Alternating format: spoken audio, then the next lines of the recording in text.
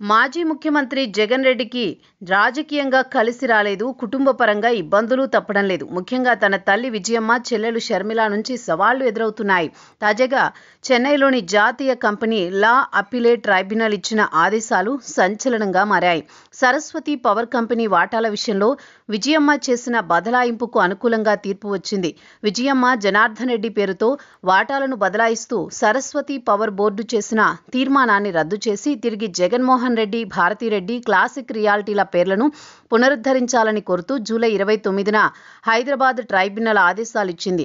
దానిపై విజయమ్మ చెన్నై ట్రైబ్యునల్ను ఆశ్రయించగా ఆ బదలాయింపును యథాస్థితికి కొనసాగించాలని ఆదేశాలు ఇవ్వడం జగన్కి షాకింగ్ పరిణామం.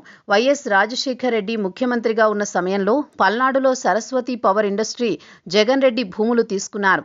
దీనిపై అప్పట్లోనే వివాదం చోటు చేసుకుంది. అయితే జగన్ ఆస్తులను ఈడీ అటాచ్ చేసింది. జగన్, షర్మిల వివాదంలోనూ సరస్వతి పవర్ అంశంపై భిన్న అభిప్రాయాలు వ్యక్తమయ్యాయి. కంపెనీల కోసం తీసుకున్న ఆ భూమిలో ఎటువంటి పరిశ్రమలు ఏర్పాటు చేయలేదు. దీంతో గత కొద్ది రోజులుగా దీనిపై వివాదం నడుస్తోంది. ఇంతలో రాజశేఖర రెడ్డి కుటుంబంలో ఆస్తి పంపకాల విషయంలో సరస్వతి పవర్ అనేది తెరపైకొచ్చింది.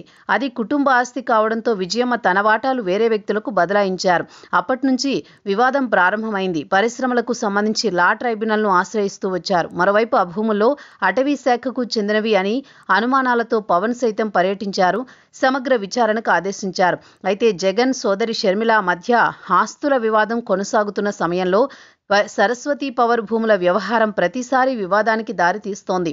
సరస్వతి పవర్ ప్లాంటుకు కేటాయించిన అసైన్డ్ భూముల రిజిస్ట్రేషన్ ప్రక్రియను ఏపీ ప్రభుత్వం రద్దు చేసింది. ఈ భూముల్లో అసైన్డ్ భూములు ఎక్కువగా ఉన్నాయని అధికారులు నివేదిక ఇచ్చారు. పల్నాడు జిల్లా మాచవరం మండలంలో సరస్వతి పవర్ ఇండస్ట్రీ భూముల రిజిస్ట్రేషన్ రద్దయింది. వేమవరంలో 20 ఎకరాలు, పిన్నెల్లిలో 4.84 ఎకరాల అసైన్డ్ భూమి రిజిస్ట్రేషన్ను అధికారులు రద్దు చేయగలిగారు.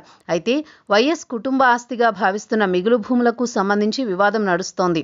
అయితే జగన్ సోదరి షర్మిల రాజకీయంగా విభేదిస్తున్నారు.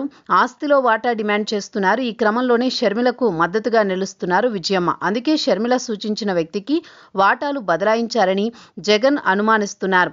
లా ట్రైబ్యునల్ను ఆశ్రయించారు. అయితే ఆ వాటాల బదలాయింపు అనేది యథాతథంగా కొనసాగించాలని ఆదేశాలు రావడం జగన్ రెడ్డికి షాకింగ్ పరిణామం.